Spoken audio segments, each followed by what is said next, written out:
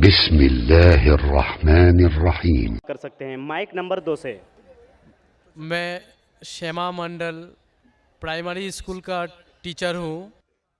मैं मालदा डिस्ट्रिक्ट से आया हूँ।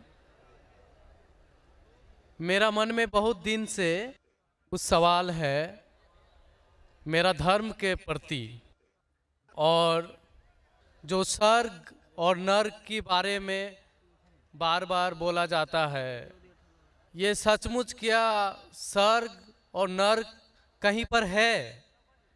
ये मैं जानना चाहता हूँ।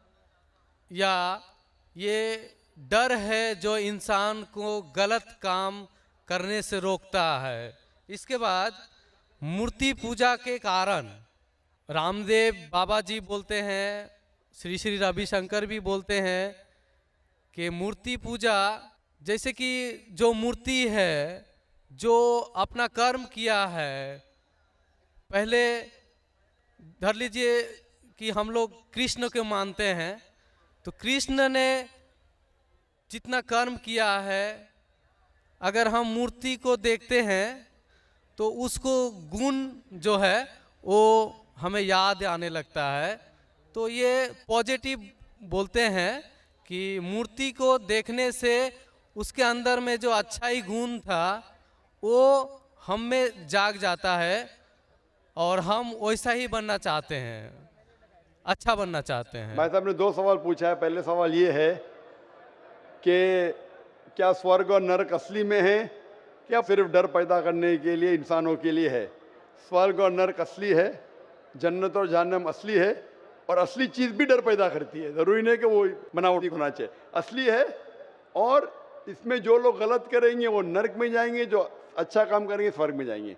जहाँ तक कि दूसरा सवाल है कि रामदेव बाबा और श्री श्री रविशंकर कहते हैं कि श्री कृष्ण को जब उसकी तस्वीर को देखते हैं, मूर्ति को देखते हैं, जो अच्छे काम किए वो याद आते हैं और आप उनके जैसा बन जाते हैं।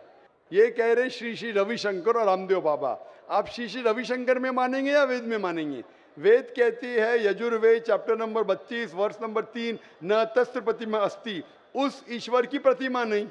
लिखा है शतसहस्र उपनिषद में चैप्टर नंबर 4 श्लोक नंबर 19, न तस्य प्रतिमा अस्ति, उस ईश्वर की कोई प्रतिमा नहीं, कोई अक्ष नहीं, कोई फोटोग्राफ नहीं, कोई पेंटिंग नहीं, कोई पिक्चर नहीं, कोई आइडल नहीं, कोई स्टैच्यू नहीं।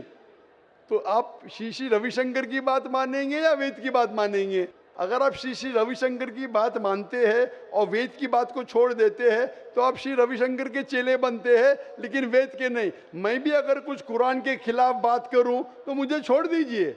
मैं हमेशा कुरान का हवाला देता हूं। कुरान अल्लाह की किताब है, तो कुरान का हवाला दे के कुरान की बात करता हूं तो मानो। अगर कुरान को मैं छोड़ दूंगा तो मेरी बात भी मत मानो।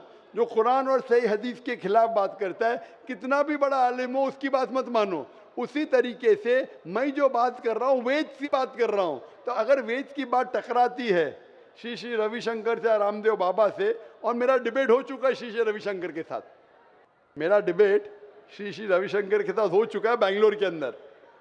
और वो डिबेट देखिए आप, वो डिबेट का मौजू था concept of God in Hinduism and Islam in the light of the scriptures.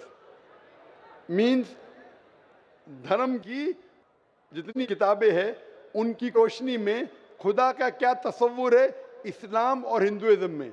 और मैंने इतने हवाले दिया वेद के, हिंदू धर्म क्या कहता है। आप वो डिबेट देखिए और आप ही फैसला कीजिए कौन हक के ऊपर है।